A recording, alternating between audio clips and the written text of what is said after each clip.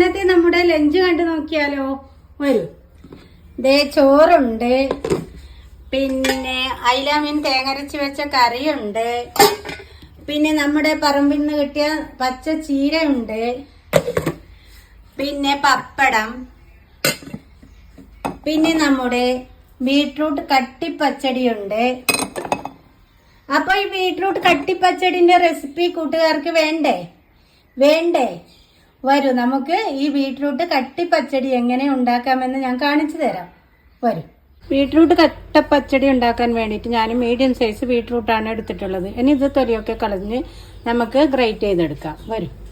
അപ്പം നമ്മുടെ ബീട്രൂട്ട് ഞാനിവിടെ ഗ്രേറ്റ് ചെയ്തെടുത്തിട്ടുണ്ട്. ഒരു പാൻ വെച്ചു, വെളിച്ചെണ്ണ ഒഴിച്ചു കൊടുത്തു. വെളിച്ചെണ്ണ നല്ലപോലെ ചൂടായി വരുമ്പോൾ നമുക്ക് കടുകിട്ട് കൊടുക്കുക. വെളിച്ചെണ്ണ ഇപ്പം ചൂടായി വന്നിട്ടുണ്ട്. കടുകിട്ട് കൊടുക്കാം. ഒരു പിടി കറിവേപ്പില, ഒരു 2 വറ്റൽമുളക് ചേർത്ത് കൊടുക്കാം. കടുകും കറിവേപ്പിലയും വറ്റൽമുളകും ഒക്കെ നല്ലപോലെ മൂത്ത് വരട്ടെ. നമ്മുടെ കടുകും വറ്റൽമുളകും കറിവേപ്പിലയും ഒക്കെ റെഡി ആയിട്ടുണ്ട്.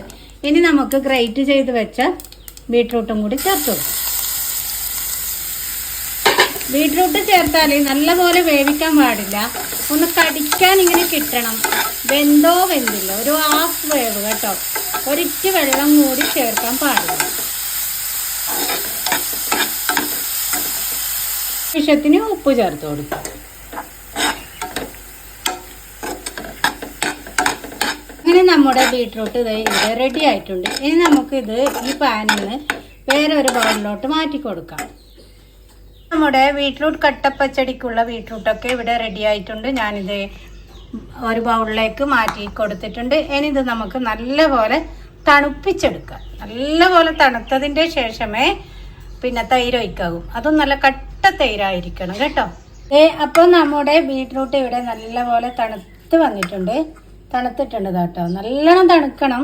തണുത്തതിൻ്റെ ശേഷമേ തൈര് ചേർക്കാവൂ. അപ്പോൾ ഞാൻ അതിനായിട്ടൊരു 3/4 ഗ്ലാസ് നല്ല കട്ട തൈര് എടുത്തിട്ടുണ്ട്. നമുക്ക് ഇതിലോട്ട് ചേർത്ത് കൊടുക്കാം.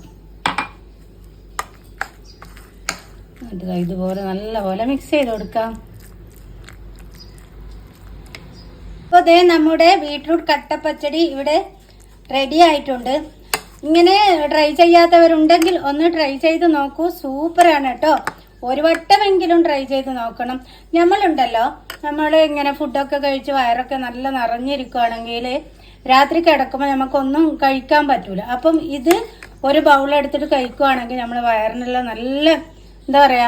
നല്ലൊരു സുഖം കിട്ടും. അപ്പോൾ ഇന്നത്തെ വീഡിയോ ഇത്രയേ ഉള്ളൂ. കൂട്ടുകാർക്ക് എല്ലാവർക്കും ഇഷ്ടപ്പെട്ടെന്ന് കരുതുന്നു. Okay, by.